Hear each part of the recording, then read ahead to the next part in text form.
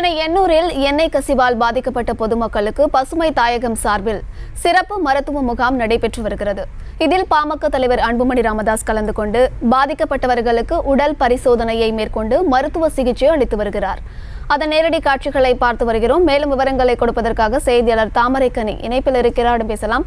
தாமரைக்கனி, இந்த மருத்துவ முகாம்ல என்ன மருத்துவ சிகிச்சைகள் எல்லாம் கொடுக்கப்பட்டு வருகிறது? விவரங்கள். வணக்கம் அம்ருத். கடந்த டிசம்பர் 5ஆம் தேதி ஏற்பட்ட வெள்ளப்பெருக்கின் போது எண்ணூர் பகுதியில் இந்த எண்ணெய் கசிவானது ஏற்பட்டு இந்த பகுதி மக்கள் பெரும் பாதிப்புள்ளானது.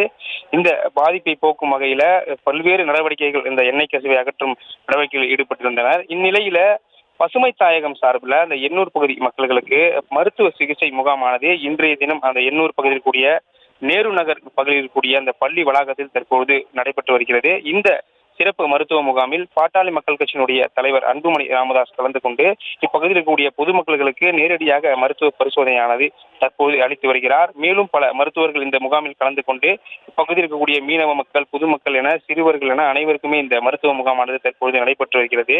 குறிப்பாக இந்த மருத்துவ முகாமை பொறுத்தவரை அந்த எண்ணூர் பகுதியில் இந்த அதிகமாக அந்த எண்ணெய் கசிவு தேங்கியிருந்தக்கூடிய அந்த வீடுகளில் தேங்கியிருந்தக்கூடிய பகுதி மக்களை நேரடியாக பசுமை தாயகம் சார்பில் வாகனங்கள் வைத்து இந்த இடத்துக்கு கொண்டு வந்து அவர்களுக்கு மருத்துவ முகாமானது சிறப்பாக நடைபெற்று வருகிறது.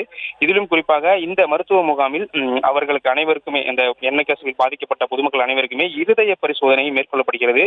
அது மட்டும் இல்லாமல் தோல் பரிசோதனை உள்ளிட்ட அனைத்து பரிசோதனையும் தற்போது மேற்கொண்டு வருகிறது.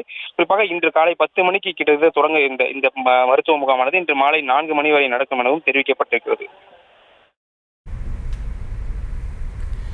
விவரங்களை வழங்கியமைக்கு நன்றி தாமரைக்கனி. செய்திகளை உடனுக்குடனும் துல்லியமாகவும் தெரிந்து கொள்ள சப்ஸ்கிரைப் பண்ணுங்க.